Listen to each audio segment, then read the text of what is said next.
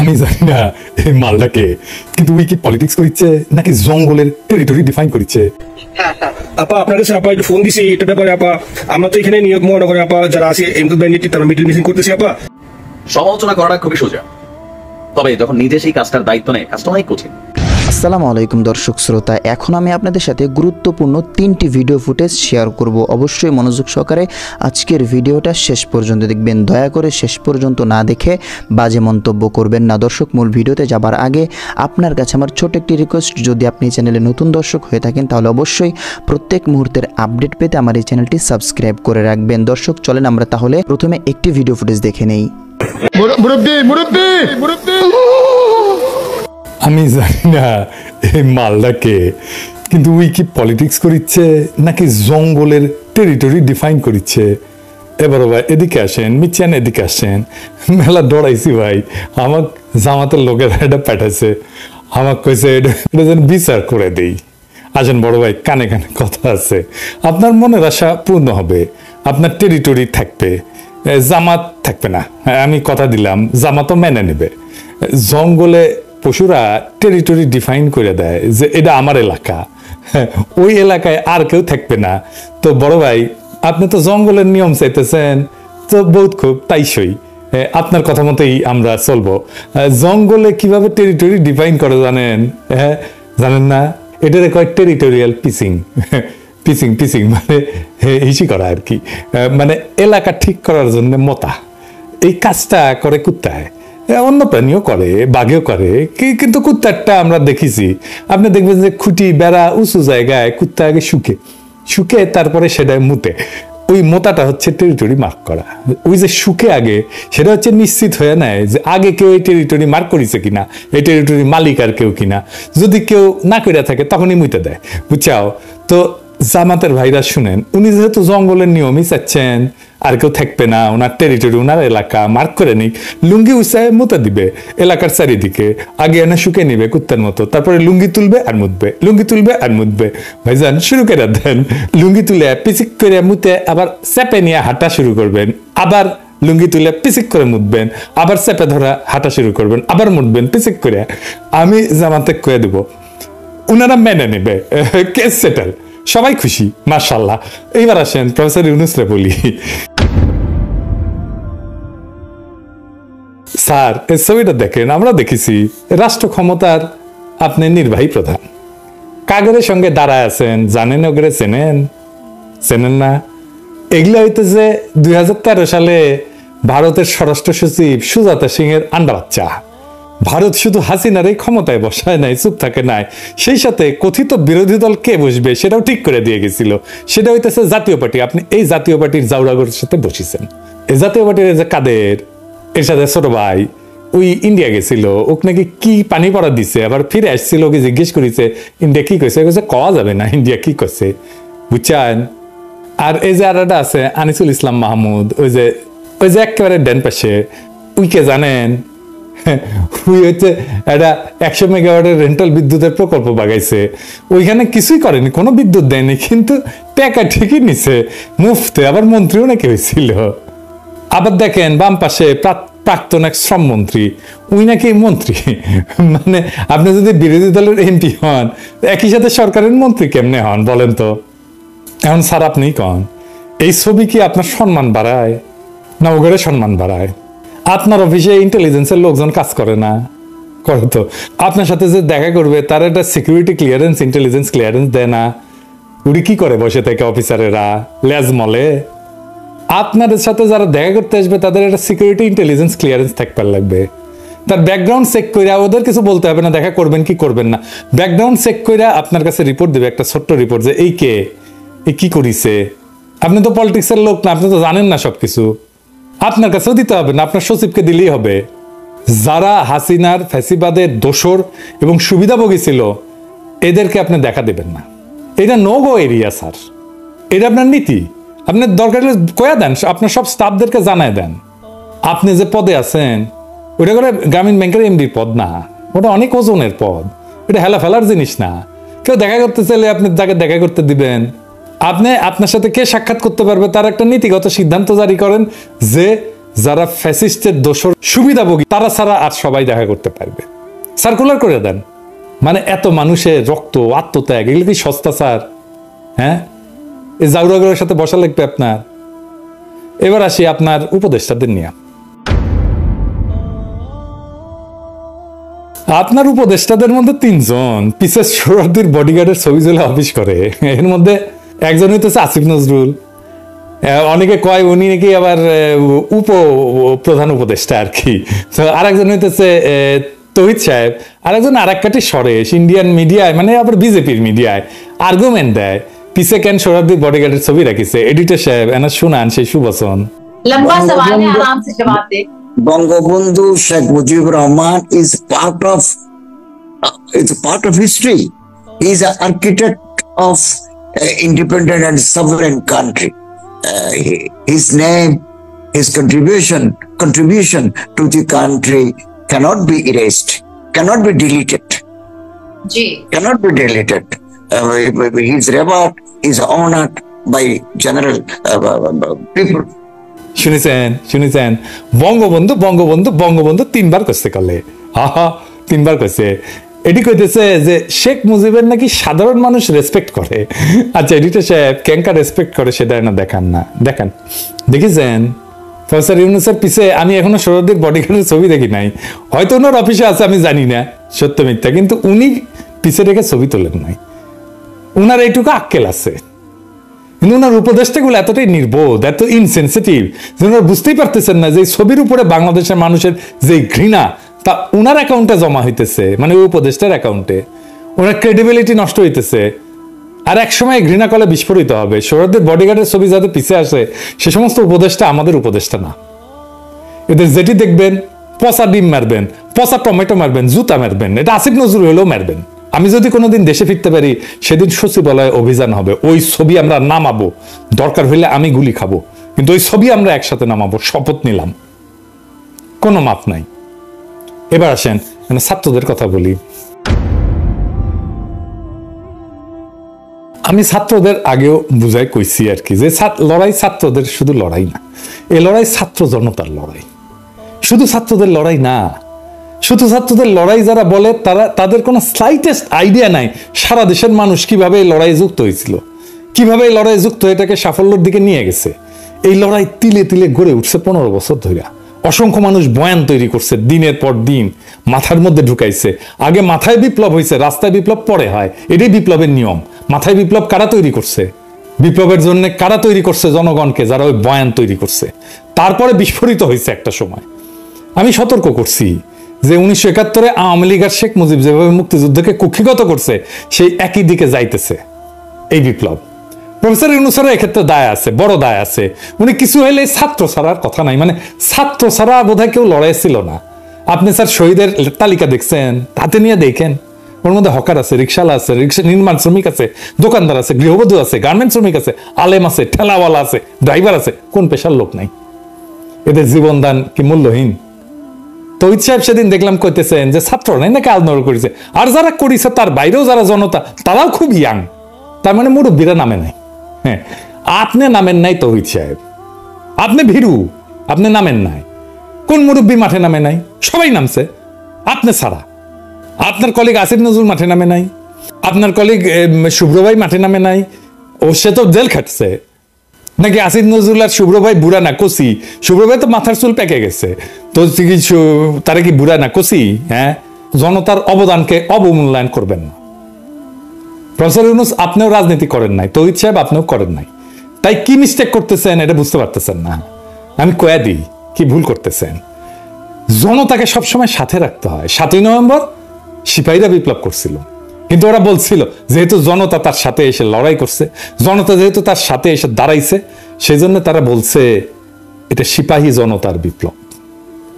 সবসময় জনতাকে পাশে রাখতে হয়। এই দেখেন সার্কুলার, ছাত্র নেতারা জেলা উপজেলা সফরে যাবে, নিরাপত্তা দিবে পুলিশ। তাই জেলা প্রশাসককে নির্দেশ দেওয়া হয়েছে নিরাপত্তা দিতে। বিপ্লব করছে যে ছাত্ররা, বিপ্লব বিজয়ের 1 মাসের মধ্যে সেই নেতাদের পুলিশ প্রোটেকশন লাগে। হ্যাঁ, জনতা থেকে এত বিচ্ছিন্ন হয়ে গেছেন। আরো প্রমাণ দেখাচ্ছি, বিপ্লবের নেতারা জেলা উপজেলায় গেলে জনবিস্ফোরণ হবে, সেটা হওয়া উচিত। তো তাই না? এটা তো বিপ্লব হয়েছে। ওইখানের নেতারা প্রোটেকশনের ব্যবস্থা করবে, এটা যারা অর্গানাইজ পলিটিক্স করে এসে তারা জানে কিভাবে এটা করতে হয়, এই ট্রেনিং তাদের থাকে।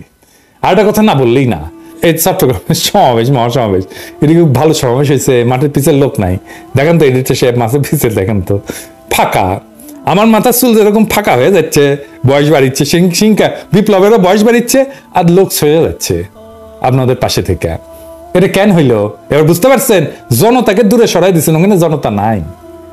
আর একটা ভিডিও দেখাই, কোথায়কার জানি না, দেখেন নেত্য হইতেছে, এটা অবশ্য বৈপ্লবিক নেত্য, কেউ ডিস্টার্ব দেন না।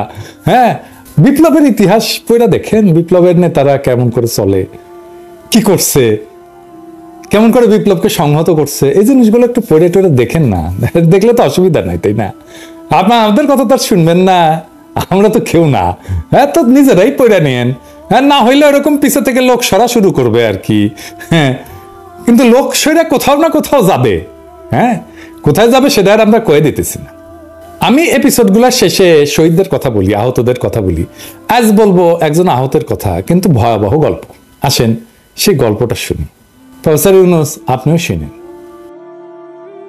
দিনাজপুরে ছাত্র জনতার আন্দোলনে গুলিবিদ্ধ এক দিনমজুরের চিকিৎসা করানোর জন্য নবজাতক সন্তানকে বিক্রি করেছেন তার স্ত্রী।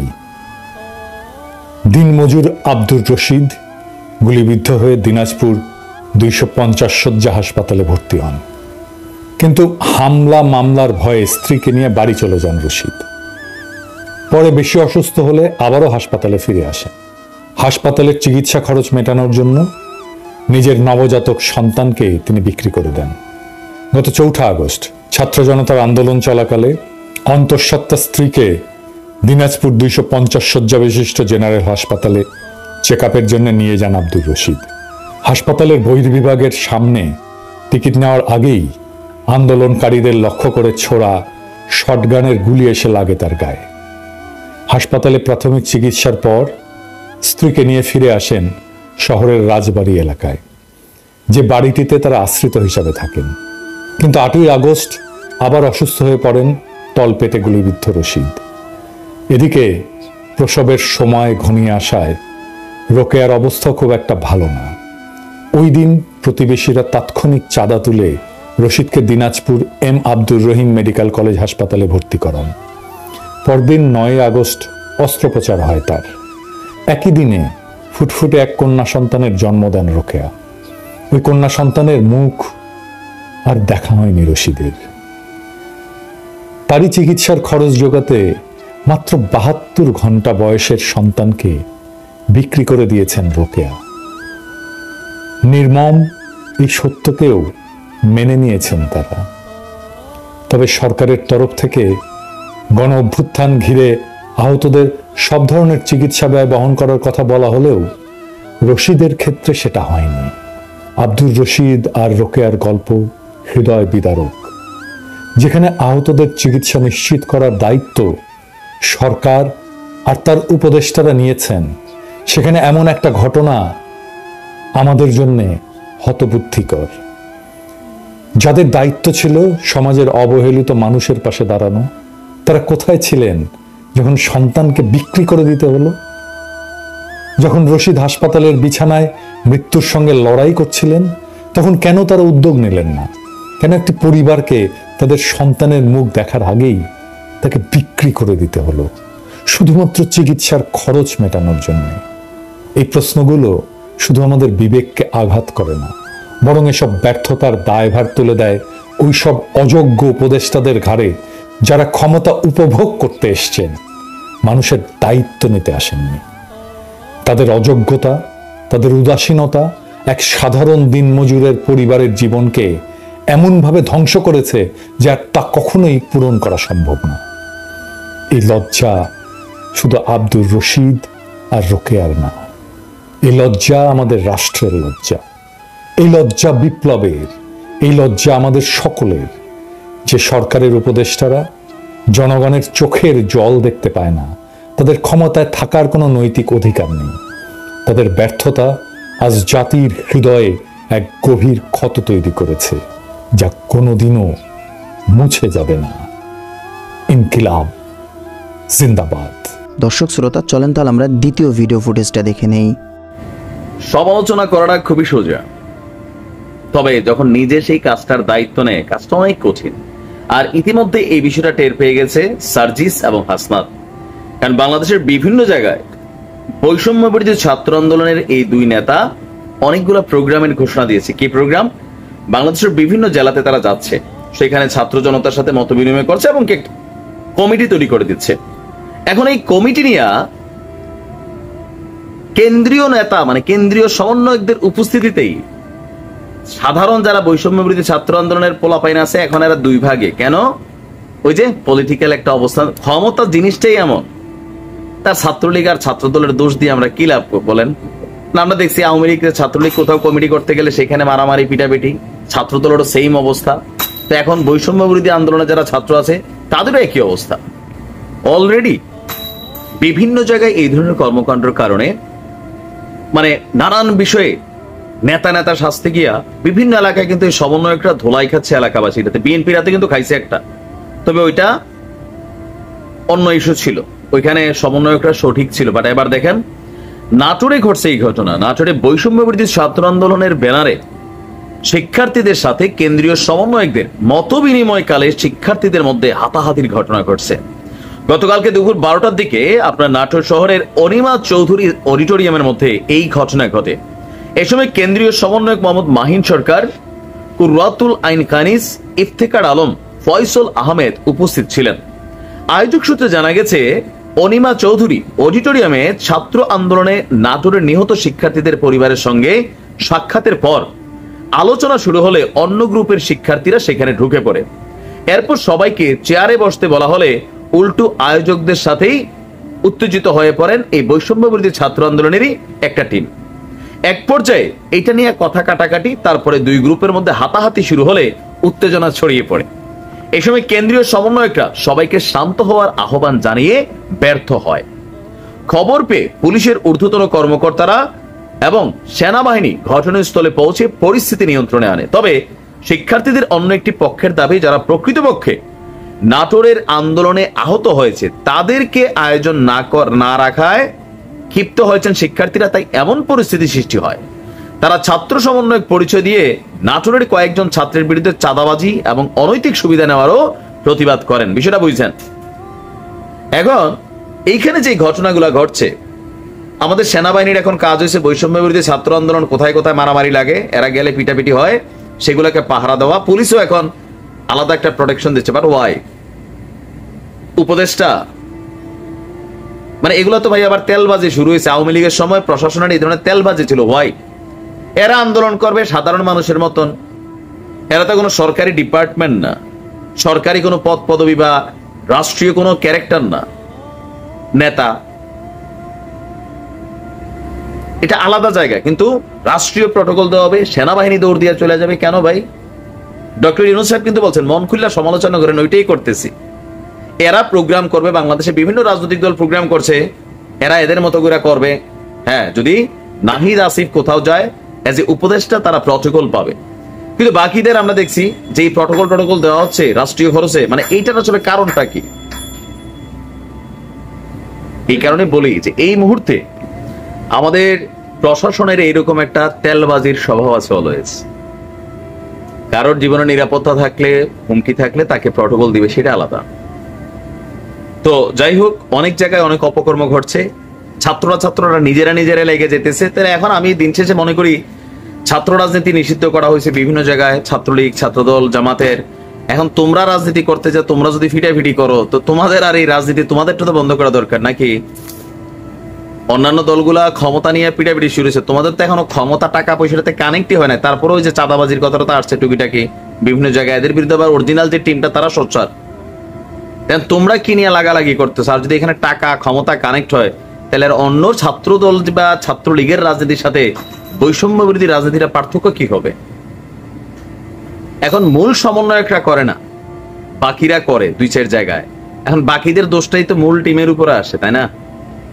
একটু সচেতন হইতে হবে। আর কলেজে প্রোগ্রামগুলা কিভাবে করবে যেন এই বৈষম্য বিরোধী ছাত্র অলরেডি আপনারা দেখতেছেন বিভিন্ন জন, আপনারা যারা নিজেরও দেখেন, কমেন্ট গুলো দেখলেই বুঝবেন অস্তিত্ব বা ওজনটা হারাই ফেলছে। মূল যে কাজটা দরকার ছিল সেটাতে এখনো ফোকাস হচ্ছে না। ভালো থাকো। দর্শক শ্রোতা, চলেন আমরা তাহলে আজকের শেষ ভিডিওটা দেখে নেই।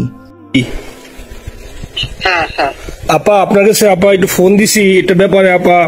আমরা তো এখানে নিউ ইয়র্ক মহানগরে আপা যারা আছি এমদাদ ভাই নেতৃত্বে আমরা মিডল মিসিং করতেছি আপা, কিন্তু এলাকার পরিস্থিতি আপা খুব খারাপ। কারমাঙ্গিচরে বা ক্যানিগঞ্জে আপা সকল নেতাকর্মী তো আপা হচ্ছে ওরা মানে একদম সবাই এলাকার বাইরে আপা। এখন ওদেরকে তো আপা আমি জি আপা এখন আপা আপনি যদি বলেন আপা, আমি তো আপা এখান থেকে আমার এলাকার যে ছেলে পেলে আছে যেগুলো ছাত্রলীগ যুবলীগ আমি যতটুকু পারি আপা সহায়তা করতেছি।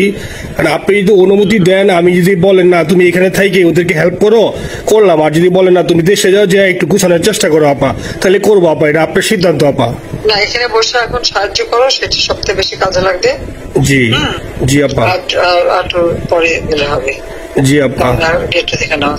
আর আপা ওই যে আইনজীবীরা আপা দাঁড়াতে পারতেছে না আপা, এই বিষয়ে যদি আপনি কোনো পরামর্শ দিতেন আপা তাহলে তো আপা একটু ইয়ে হইতো। না, আইনজীবীরা যেতে পারে না, দাঁড়াতে পারে না, সেখানে করে। তো সেখানে যখন আইনজীবীরা যাবে সেখানে ওদের বলো যে আমাদের লোকজন অর্গানাইজ করে সোজা ওখানে যাই। আর তাছাড়া তো আর কোনো ওয়ে নেই আপা। তবে আমি কালকে সিদ্দিক ভাইয়ের সাথে কথা কাজ করতে হবে। জি আপা। তোমার একটা কাজ করো, তোমার যেখানে আসো ওখানকার এখন তো ইলেকশন চলছে। জি আপা। ওইসব তাদের ক্যাম্পেনিং এর সময় ওদের লোকাল যে ইলেকশন হচ্ছে সেখানে ক্যাম্পেনিং এর সময় তার সঙ্গে যোগাযোগ রাখা, ক্যাম্পেনিং এর সহযোগিতা করার সাথে সাথে মানে এই বিষয়গুলি জানায় রাখা, তারপর যখন মানে এদের কাছে একটা সাপোর্ট নিয়ে আসা। জি আপা। আপনি আপা আমার ব্যক্তিগত অভিমত, আমার যেটা মনে হয় আপা, আমার সাথে সবাই একমত হবে কিনা জানি না, আমার মনে হচ্ছে আপা এবার রিপাবলিকানরা যাবে আপা। ট্রাম্প আবারও আসতেছে আপা, কারণ আমেরিকানরা তো আপা ব্যাপার আছে একটু নারী নেতৃত্বের ব্যাপারে, এখন তো এগুলা বলা যায় না, তো নিজেও বুঝেন ওরা হয়তো। আমার মনে হয় ট্রাম্প আবারও আসতেছে আপা, রিপাবলিকানরা আসলে আমাদের জন্য খুবই ভালো হবে আপা। আচ্ছা, না সে যে আসুক, আমার মনে হয় যে ওখানে প্রার্থী পপুলার জিতবে, তার সাথে আমাদের একটা এখন থেকে তাদের ক্যাম্পেনিং এ থাকলে পরে তাদের সাথে যোগাযোগ হলে পরে ভবিষ্যতে কাজে লাগবে। জি আপা। আর একটা আপা যেহেতু আমি সবাইকে বলেও দিচ্ছি যে যার যার এলাকায় যেখানে থাকে সেখানে, কারণ ওরাই ভোটারদের আবার গুরুত্ব দেয়। তো আমাদের বাঙালি ভোটাররা তো যায় ভোট দিতে, বিদেশে তো কম যায়। জি আপা। আপা এমনিতে আপা আপনি আপা কিছু মনে করবেন না, আমি পরে মাঝখানে শুনছিলাম আপনার গাজিয়াবাদ থেকে আপা দিল্লিতে ট্রান্সফার করছে আপা, আপনি নিজের দিকে আপা খেয়াল রাখবেন আপা। আপা আপনি আছেন আপা ট্রান্সফার করছে মানে একটা কোথায় ট্রান্সফার করছে আমার ওই যে বাংলাদেশে আপা একটা নিউজ আসছে আপনার গাজিয়াবাদ থেকে দিল্লিতে নাকি ট্রান্সফার করছে আপনাকে হেলিকপ্টার দিয়ে, এরকম একটা নিউজ আসছে আপা। হেলিকপ্টার দিয়ে? জি, একটা নিউজ আসছে যায় দিনে আপু, পরশু দিন আপা ওই যায় দিনে আপনার হচ্ছে ওদের অনলাইন ভার্সনে এটা ভিডিও দেখাইছে আপনাকে নাকি ওই যে গাজিয়াবাদ থেকে দিল্লিতে নাকি ট্রান্সফার করছে আপা। ভিডিও দেখাইছে, এটা কোন দেশের হেলিকপ্টার সেটা? এটা না আপা, এটা ভিজুয়াল একটা হেলিকপ্টার দেখাইছে আন্তাজে, কিন্তু এটা নিউজ দিছে আপা। আপনি চাইলে আমি আপনাকে ভিডিওটা পাঠিয়ে দেবো আপা হোয়াটসঅ্যাপে। কথা বলে এরা। জি আপা, এটা তো নিউজ তো আপা দেখেন না আপা।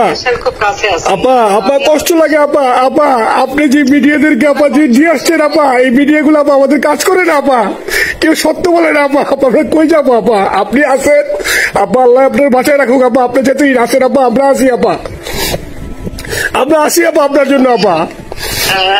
না না, আমি কিন্তু আমাদের দেশের খুব কাছাকাছি আছি। জি আপা, খুব সুন্দর শান্তি লাগলো আপা। অত দূরে নাই, আমি খুব কাছাকাছি আছি।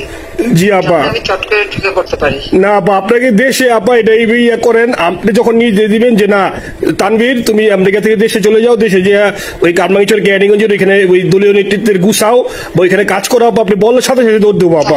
এখন গেলেই দেবে একখানা মামলা, সাথে কিছু করতে পারবো না, বরং এখানে বসে যে মামলা দিচ্ছে। জি আপা। আমার বিরুদ্ধে 113টা মামলা। জি আপা। সব জিনিসগুলি নিয়ে আমার মনে হয় জাতিসংঘ থেকে শুরু করে সবার কাছে এটা বলা দরকার যে এটা কোন ধরনের কথা, যে একটা ফলস মামলা। মানে আমার পরিবারে কেউ বাকি নেই।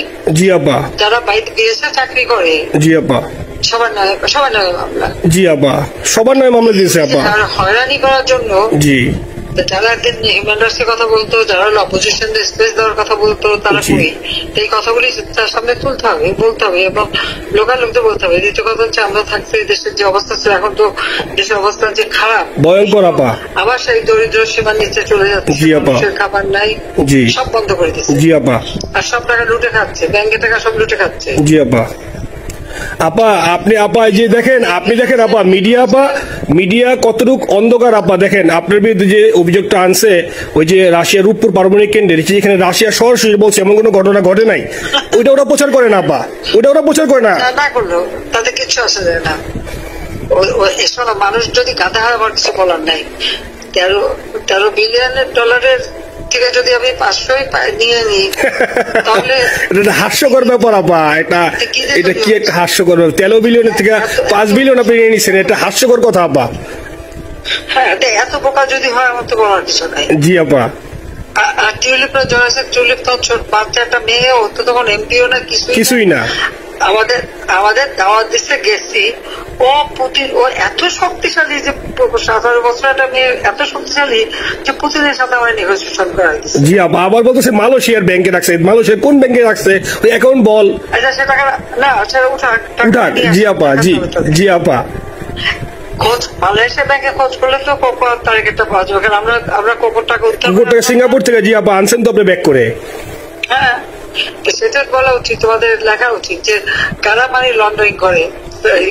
আপা আমি ফেসবুকে যেভাবে ইন্ডিভিজুয়ালি, আপা আপনি আসলে ফেসবুক তো চালান না, দেখেন না আপা, ইন্ডিভিজুয়ালি ফেসবুকে আমি যেভাবে, জি আপা আমি জানি আপা, আমি ইন্ডিভিজুয়ালি যেভাবে ফেসবুকে আপা লেখালেখি করতেছি, আপনার কাছে যদি কোনোদিন আল্লাহ তাআলা আপনার কাছে নিয়ে যায়, সরাসরি দেখাইতে পারি আপা, আপনি আমার বুকে জড়াই ধরবেন আপা, এত বলতে পারি আপা। নাইসলি লিখতেছি আপা। একটা কথা তোমাদের জানা রাখি, জি আপা, যে এখন খুব লাভাচ্ছে যে যারা মানি লন্ডারিং করছে, জি গ্রামীণ ব্যাংকের যত টাকা, জি এই এত বছরে, জি আপা, কিন্তু গ্রামীণ ব্যাংক প্রতিষ্ঠা করেনি। জি আপা। গ্রামীণ ব্যাংক প্রতিষ্ঠা করছে এরশাদ। জি আপা। চাকরি দিচ্ছিল এমডির পদে। জি আপা।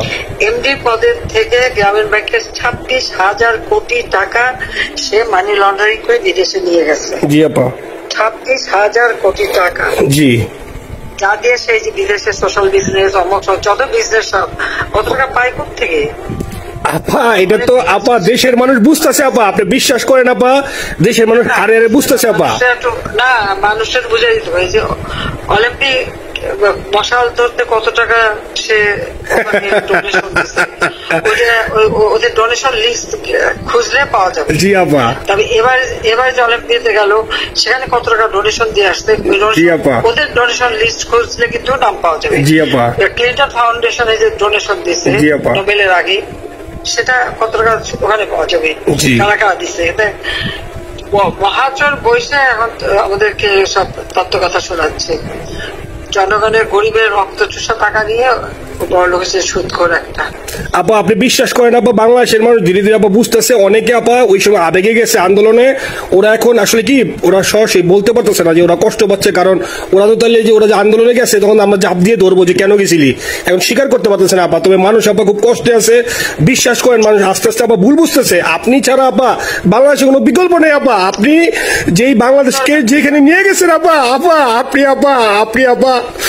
আমার স্বপ্ন দেখি আপা, আপনি নিয়ে আপা লড়াই করবো আপা।